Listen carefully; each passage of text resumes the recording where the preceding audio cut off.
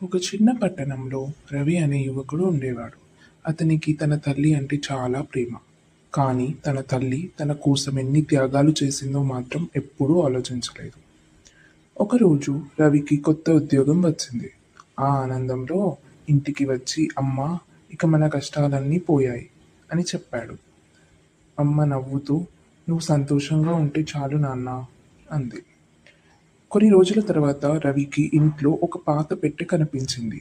ఆ పెట్టెలో తన చిన్ననాటి స్కూల్ ఫీజు రసీదులు, పాత బంగారు గాజుల రసీదు, ఇంకా తన తల్లి రాసుకున్న ఒక చిన్న నోట్ కనిపించింది. అందులో ఇలా ఉంది: నా కొడుకు చదువు ఆగకూడదు, అందుకే నా గాజులు అమ్మేశాను. అది చదివిన రవి కళ్ళల్లో నీళ్లు తిరిగాయి. తన కోసం అమ్మ ఎన్నో వదులుకుందని అప్పుడు అర్థమైంది. అమ్మ దగ్గరికి వెళ్ళి ఆమెను గట్టిగా కౌగిలించుకున్నాడు. అమ్మ, నన్ను క్షమించు. నీ త్యాగం నాకు ఇంత ఆలస్యంగా అర్థమైంది. అమ్మ మాత్రం నవ్వుతూ ఒక మాట చెప్పింది: నువ్వు బాగుంటే నేను చేసిన త్యాగం అంతా విలువైనదే నాన్న. అమ్మ ప్రేమకు విలువ కట్టలేం కదండి.